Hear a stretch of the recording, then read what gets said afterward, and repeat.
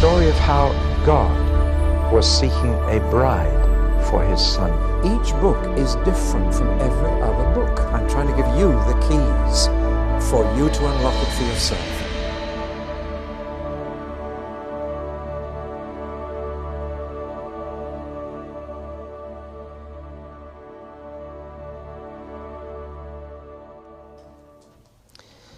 Well, if you enjoy reading escape books, and I do, you will love the book of Exodus. It's the story of the biggest escape in history, I believe. Over 2 million slaves escaped from one of the most highly fortified nations in the entire world. It's a miracle. In fact, it was a series of miracles. So here we have this tremendous escape story. Moses actually saw more miracles than Abraham, Isaac, and Jacob put together. It is just one string of supernatural interventions on behalf of the people. Some of the miracles sound a bit like magic, as when Moses' stick turns into a snake and then back into a stick again. But most of these miracles are clear manipulations of nature. They certainly couldn't come under that blessed title of psychosomatic miracles. In these instances, God is actually manipulating what He's created for the good of His people. Now, the whole event of the Exodus had a profound significance in two regards. First of all, it had national significance for the people we call Israel. This was the beginning of their national history. This was when they got their political freedom. This is when they became a sovereign nation in their own right. And though they didn't yet have a land, they were now a people, a nation, with a name of their own, the name Israel. And forever afterwards, they have celebrated this event once a year. They hold their Passover, much as in America they celebrate July the 4th for the day of their independence. But it also has spiritual significance, and not just national significance, because this was when they discovered that their God was the God who made the whole universe, and that therefore He could control what He had made for their sake. They actually came to believe that their God was more powerful than all the gods of Egypt put together. Ultimately, they would realize that their God was the only God that existed. And Isaiah keeps emphasizing that there is no God beside me. But at this stage, they were to discover that their God was more powerful than every other God, that He was the supreme God. It's here that He has the title El Shaddai, God Almighty. But He also has a name, and it is in the book of Exodus that the nation was given His personal name. Somehow when you know someone's name, a relationship becomes more intimate and more personal. That's why you're all wearing badges with your name on, because that helps you to begin to relate in an intimate and personal way. You can peer at the badge and say, "Hello, Peter," and somehow that helps. And God has a name as well as many, many titles, and His name is Yahweh. I don't even know if I'm saying it correctly, because I have yet to find a Jew who will tell me how to say it.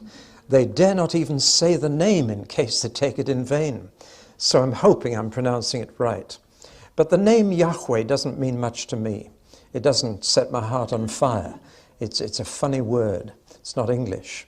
And some time ago I was praying and I said, "Lord, please give me an English word that will convey the meaning of Yahweh to me, and also give me the feelings it aroused in your people." And immediately into my mind came the name Always. I thought, that's a beautiful name, because Yahweh is a participle of the verb to be, and to call God always communicates what that name really says. And that's only His first name. He has many second names. Always my provider, always my helper, always my protector, always my healer, always, always. And so that's the name I've used for God since. But the Hebrew is Yahweh. And this was when they found His name. And He gave them not only His title, El Shaddai, God Almighty, but His name. I'm always with you. I was always here. I'm always the same. To put it another way, it's in the book of Exodus that the creator of everything became the redeemer of a few people. And it is that combination of creator and redeemer which we need to hold very firmly.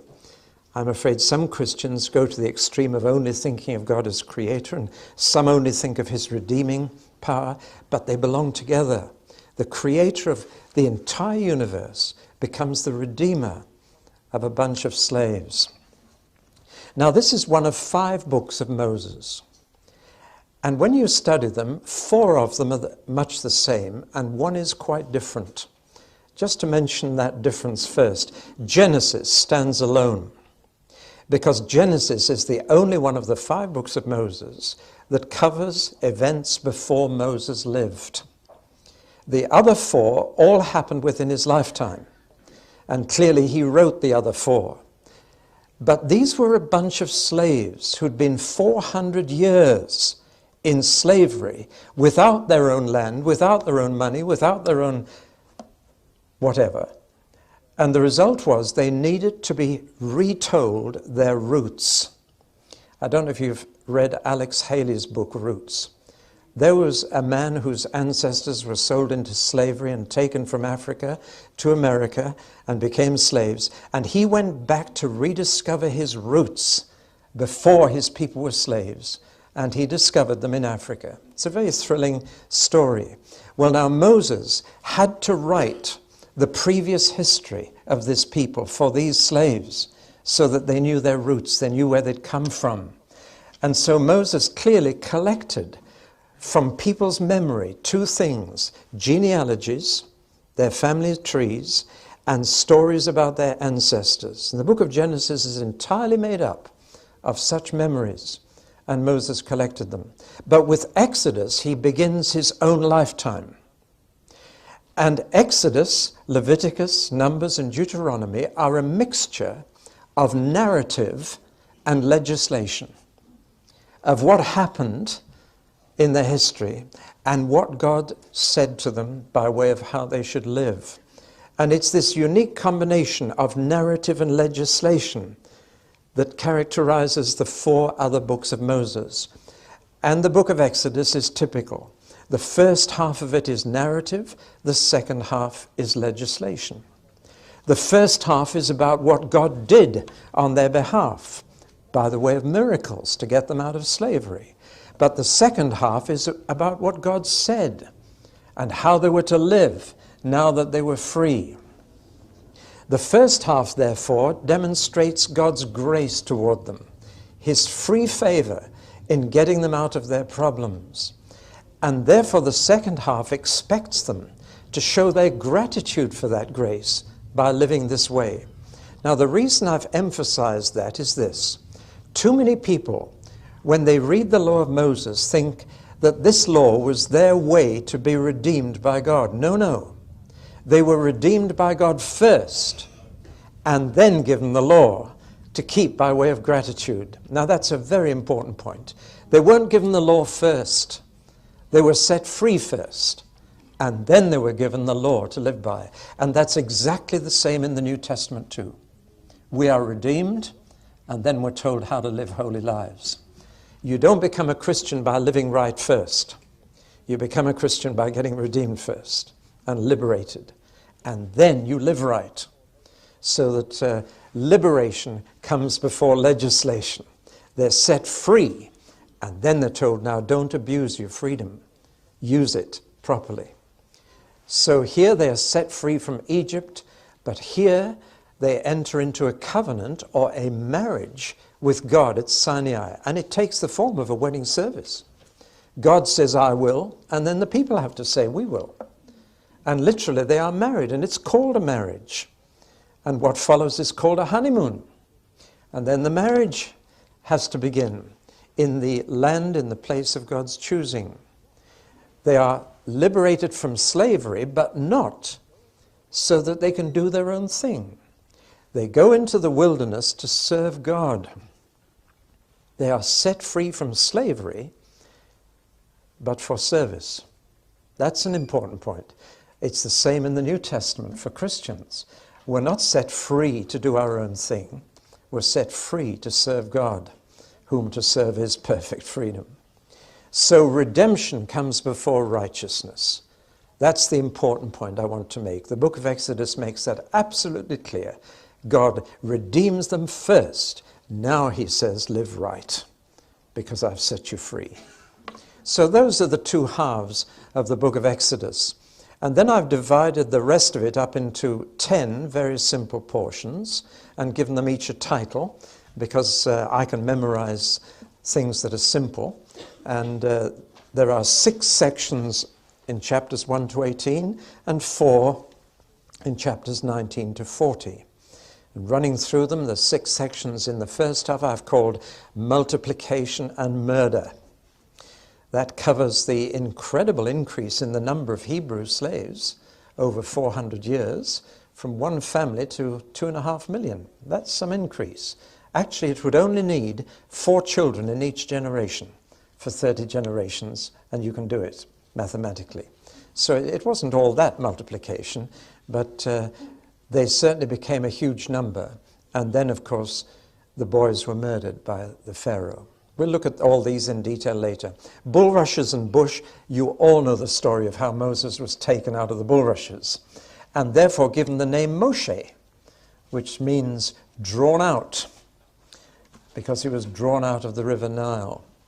The baby boys, of course, were thrown into the river Nile to the crocodiles, but Moses was drawn out of the river Nile. Plague and pestilence, well, that centers on Pharaoh and the hardness of his heart. Feast and firstborn, that's the origin of the Passover. We'll look at that in greater detail. Delivered and drowned is the crossing of the Red Sea, but they weren't drowned, but the Egyptian army was. Provided and protected talks about their journey from Egypt to Sinai and some of the things that happened, how God protected them and provided for them. In a wilderness where the Egyptian army in the Yom Kippur War was perishing after 3 days, and yet 2.5 million people survived for 40 years.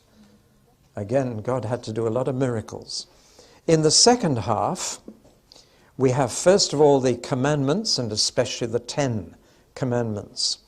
And these were sealed in a covenant, a marriage between God and his people. And God said, I will, and they said, we will. And that bound them together forever. God never goes back on a covenant. And then in chapters 25 to 31, we have the fact that God is now going to live among them. And therefore he needs a place to live. He needs a tent. But he needs a rather different tent from theirs, or they might think he's just one of them. And so we have the specification of the tabernacle.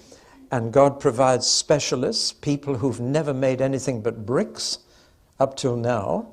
And now they've got to work with gold and silver and wood. And God had to teach them those skills. And the Holy Spirit gave those skills to people who'd never made anything but bricks before. That's a miracle.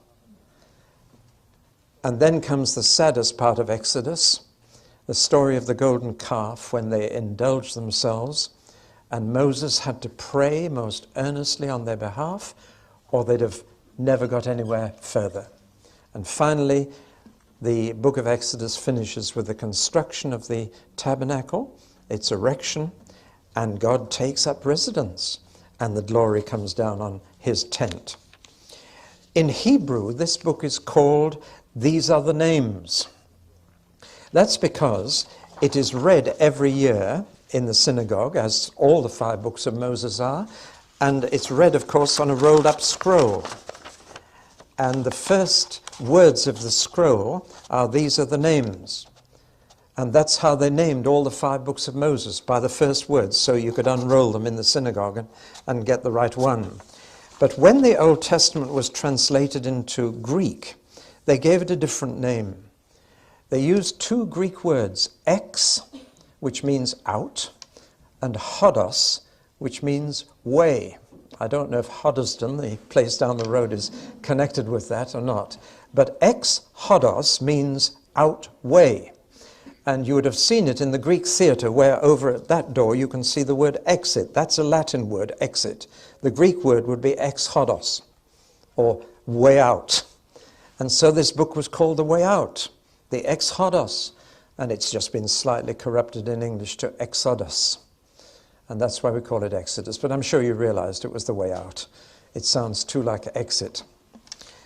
Right, well, let's look at the first half of Exodus in this talk, chapters 1 to 18. There are many so-called problems in this first half. It is so obvious an unnatural story. This kind of thing doesn't happen every Tuesday. And when you read through one thing after another, makes you wonder at times, did this really happen? And there are plenty of people to tell us it didn't, and that we're reading about legends and myths. There was a series on television not long ago which took that line and tried to tell us that there were a whole lot of legends gathered around the beginnings of the Israelite history. Well, is it myth or miracle? Why are there these problems? Well, the first reason is that there's no secular record of these events. Outside of the Bible, there is no trace whatever of any of this in any Egyptian records, for example. Now that is astonishing because they did keep pretty good records. And that's one of the reasons that people say, oh, this must be legend. Well, I can think of a jolly good reason why the Egyptians didn't record this. Can you? Yes, you've seen it already. I'm quite sure they didn't want to record for posterity such a humiliating experience as seeing their best chariots and charioteers drowned in the Red Sea. They didn't want to be humiliated. So I'm not troubled by the fact that there is no other record. The numbers involved create a problem for other people. 2.5 million.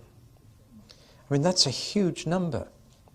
If they marched 5 abreast, I suppose the column would be about 110 miles long and would take, months to pass. It is an enormous number. 2.5 million. Men, women and children. To say nothing of all their animals. And we're told even some Egyptians came with them. That's an interesting little point. So that's a big number to get through the desert for 40 years, where there's no food or water normally. So the numbers create a problem for some. Then there's the problem of the date of it. Because we have no other record outside the Bible, we don't know, for example, which pharaoh it was. And therefore we don't know which century it was. And there are 2 possibilities that these scholars look at. One is the 15th century BC, and the other is the 13th. If it was the 15th, it was a pharaoh called Thutmose. But if it was the 13th, and to be frank, that's the one I go for, I believe all the evidence points to the 13th century, then it would be this pharaoh, and I've got a picture of him for you, just to show you what an impressive character he was. He even had 4 statues of himself made, not content with 1. He had 4. This is Ramesses II. And you can just see the top of 2 people at the bottom of the picture to show you the size of these monuments. Now, this is what the Israelites were up against. See, we often treat Pharaoh as a little baddie. He wasn't. He was a very powerful emperor. And he had the most powerful military force in the ancient world. A man who could cause those 4 statues to be erected of himself, carved out of the solid mountain. He was no mean character. But in God's sight, he was puny. And it was no problem to God to deal with that man. But I believe you're looking at the likeness of the Pharaoh who was involved in the book of Exodus. Then there is division about the route of the Exodus. And there are 3 possibilities we're going to have to look at. Again, we don't know exactly which route they took. And there are 3 alternatives to consider: north, middle, and south. And we'll have to look at those. You see, all these questions have made scholars doubt whether they're reading fact or fiction, or perhaps faction, that modern mixture of fact and fiction which we're now accustomed to with TV historical plays. Well, it does boil down to faith. And my faith says the most understandable explanation for the facts is the book of Exodus. And the facts are these. First of all, the existence of a nation called Israel. Now, nobody can dispute there is a nation called Israel in the world today. Where did they come from? How did they get started? How did they ever become a nation if they were actually a bunch of slaves? We do know that from secular records, that they were a bunch of slaves. Something dramatic is needed to explain the existence of Israel. Or take another fact. It is a fact that every year, every Jewish family celebrates the Passover. Now that's a fact. Every Jewish family does that. Why do they do it? You've got to have some explanation for such a ritual that has survived for so many thousands of years. Well, the book of Exodus provides the most reasonable explanation of that. Well, I could go on. There are fact after fact in our modern world which have to be accepted as facts for which you've got to find an explanation. And to me, the book of Exodus gives the best explanation of all the facts. Well, now let's run through the sections of this book and look at some of the points of interest. I can't give you a commentary on the whole book. I just want to take out of each section something that might have troubled your mind or some question that you might ask and try and give you an answer to that. Let's take multiplication and murder. The question that I have is, why did they stay so long in Egypt? 400 years. They went down there in the time of Joseph and Jacob, you remember, because there was a famine and Egypt had bread. And they simply went down there because there was more food. They went voluntarily. They were accepted as guests of the government. They were given a jolly good fertile piece of the Nile Delta called Goshen. And there they were during the 7 years of famine. But at the end of that time, why didn't they go back to their own land? Why did they stay? And in fact, they stayed so long that they outstayed their welcome. And that's when they were forced into forced labor. So why did they stay? Well, there's a human answer to that and a divine answer. And I'll give you both, because so often there are two sides to every question. The human answer is they were jolly comfortable. It was much easier to make a living in the Nile Delta than it was on the hills of Judea. Much easier. And it was fertile, the climate was warmer, there was no snow in the Nile Delta, there was in the hills of Judea. They were just altogether more comfortable, in much the same way as Lot was more comfortable down in the Jordan Valley at Sodom and Gomorrah. The climate was very similar to the Nile Delta, and it looks more comfortable. And people like to live in a more comfortable climate where life is easier, and that's why they stayed. Though God had never given them any land in Egypt, he said, I'm giving you the hills of Canaan. That's where you belong. But they stayed. Well, we can't blame them because we tend to do the same thing. And they didn't want to leave until it was too late. Amazing how many Christians find a new house before they start looking for a church or start asking how they're going to serve God there because they've seen a house that they like. See? Well, that's what they did. And they stayed in Egypt too long until it was too late and they weren't free to leave. And they were now in the position of being forced labor. That's the human answer. And then, and only then, they cried out to God and say, God, why are you letting us be slaves in Egypt? Isn't it amazing how we get ourselves into problems, then we start blaming God for not getting us out of them quickly? It's so human. But God didn't do anything about it for 400 years. And we've got to ask, why? Had they gone back as soon as the famine was over, there would have only been a few people. And there was room for those few in Canaan. But now they had stayed so long that they were a large people, and there was no room for them in Canaan because there were already other people living there. Now God was going to kick those people out, but not until they were so wicked that they didn't deserve to live there. And God explains in the book of Genesis even, he explained to Abraham that your descendants will stay in Egypt a long, long time until the wickedness of the Canaanites is complete. And so before God could empty the land of the Canaanites for all of them now, he had to wait until they became so bad that it would be an act of justice and judgment to throw them out of the promised land and let all the Hebrew slaves in. So God waited until he could do that.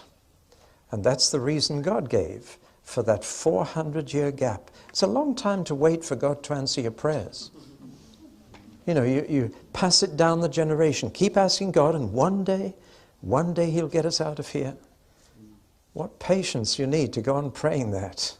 4 centuries. But God heard, and at the right time he acted.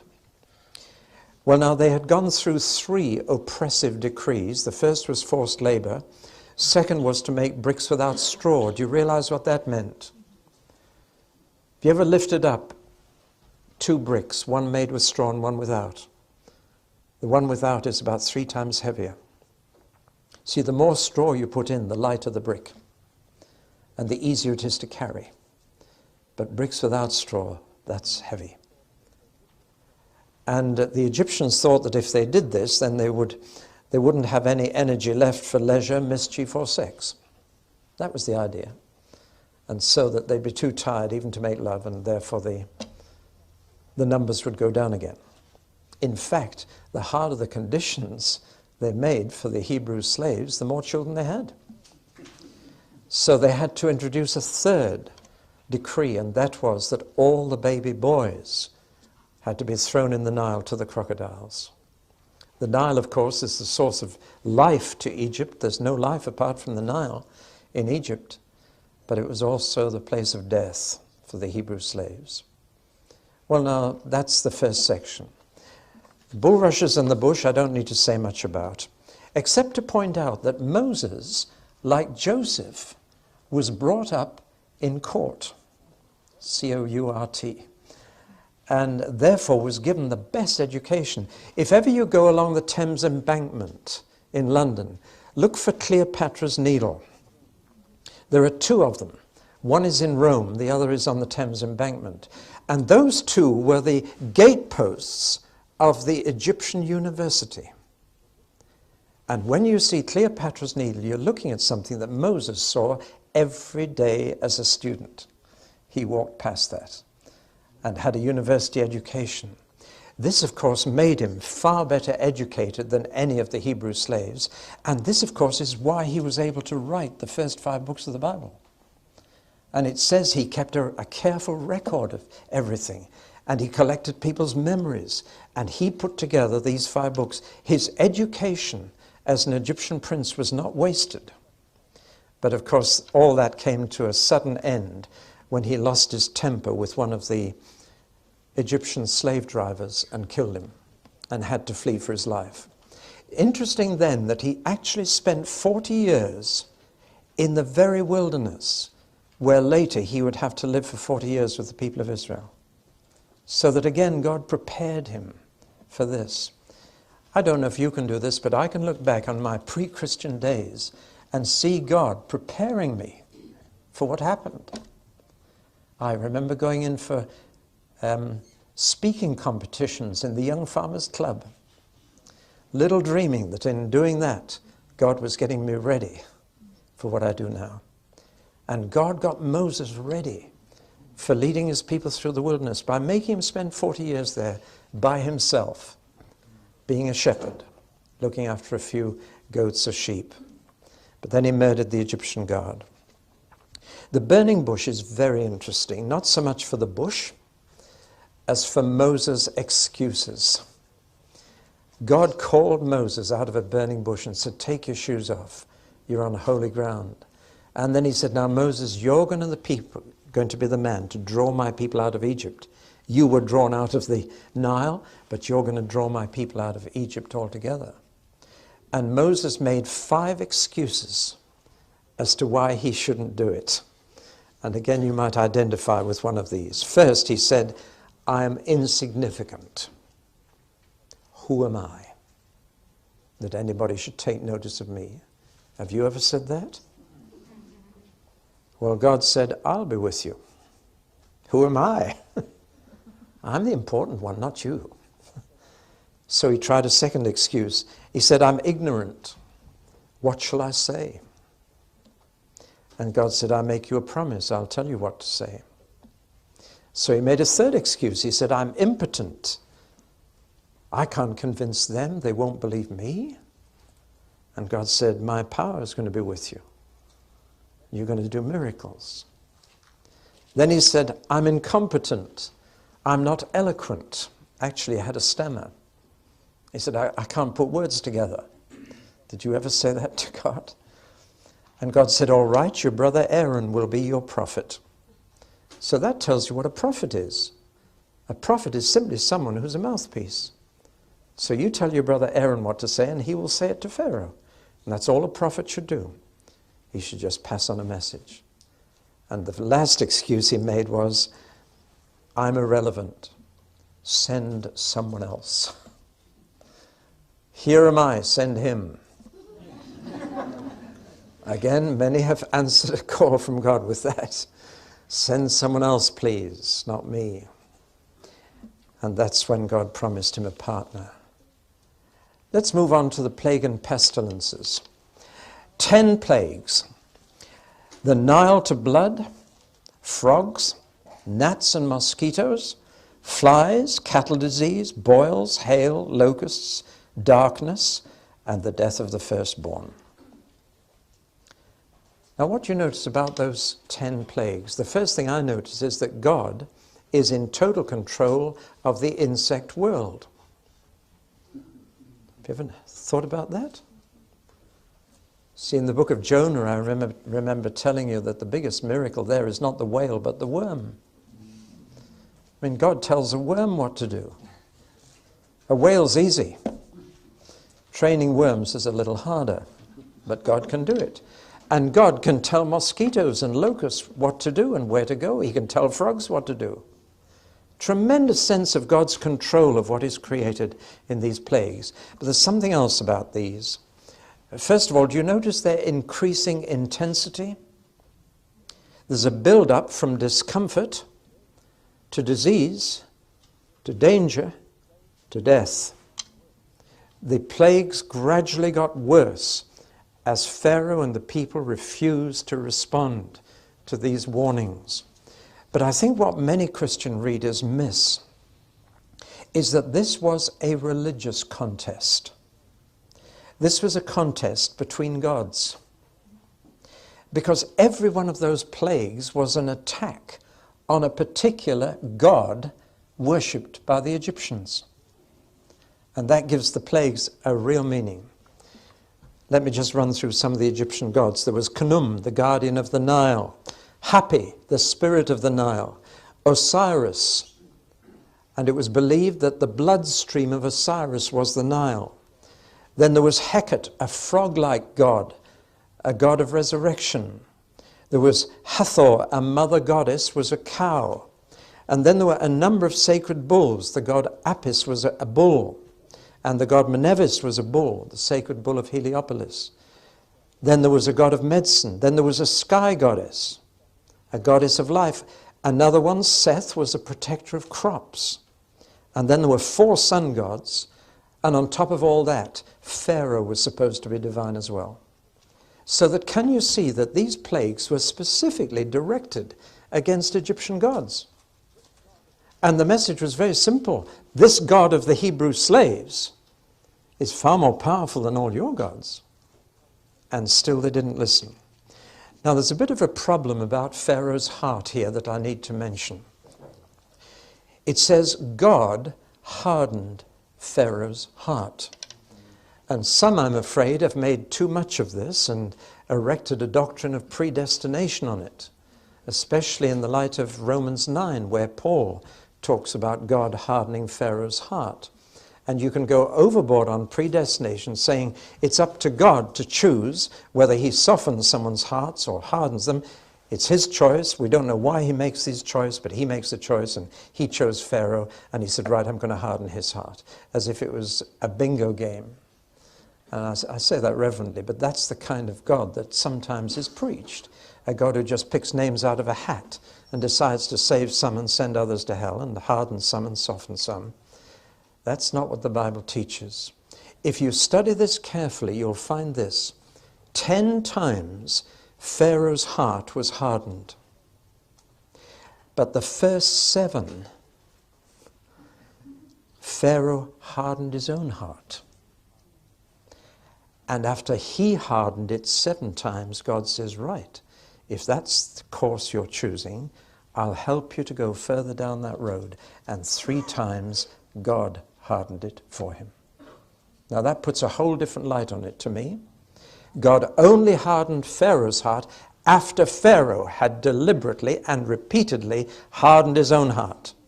And indeed, that's what God does by way of punishment for people. He says, if you go down this road, all right, I'll help you down this road. If that's what you really want, then I'll give you a push. And the last book in the Bible says, let him that is filthy be filthy still. In other words, if that's the route you've chosen, God will help you down that route. But there's no arbitrary choice here. Pharaoh hardens his heart first, and then God hardens it for him. I've just said that because so often the hardening of Pharaoh's heart has been misused to preach a kind of arbitrary predestination which the Bible doesn't teach. God responds to our choices. And if we persistently choose the wrong way, God will help us along that route to demonstrate his judgment if we refuse to be a demonstration of his mercy. Then we come to the Passover, the feast and the firstborn. This has a direct connection with the 10th plague. The 10th plague was that every firstborn boy in every Egyptian family must die. But that would also happen to the Jews unless they did something about it. What they had to do was to paint some blood on their doorpost. Now, blood is scarlet, maroon, which is the hardest color to see in the dark. Don't know if you knew that, but blood is the hardest thing to see in the dark. You try it sometime. But an angel would see it. And the angel of death would come to Egypt that night, and when he saw the blood on the doorpost, in the dark, no street lamps, just dark, he would pass over that house. Now, the first thing I want to say is they had to get that blood. Before they could put it on the doorpost, they had to have some, which meant that an innocent life had to be killed to get that blood. And then it had to be applied. If they didn't put it on the doorpost, it wouldn't work. So they had to obtain the blood and then apply it. And they obtained it from what we call a lamb, but that to me is a misleading, a little cuddly white thing we think of. It's a ram. It's a 1-year-old with horns. It's a strong animal. And when we call Jesus the Lamb of God, it produces the wrong reaction. He is the Ram of God, as well as the Lion of Judah. And they had to take a ram, a fully grown ram. A 1-year-old ram is equivalent to a 30-year-old man. And that's what they took. And they killed it to get the blood and put it on the doorpost. Then they put the blood outside. They took the body inside, and they ate it after roasting it. And they ate it standing up with clothes on, ready to leave at a moment's notice. They were going to walk for the next 40 years. And they had to take emergency rations with them of unleavened bread. It's all there. And they keep that feast every year ever since. And the youngest member of the family has to say, what does all this mean? And the oldest member of the family then says, this is what God did on the night when every firstborn boy died. And we were saved because of the blood of the Ram.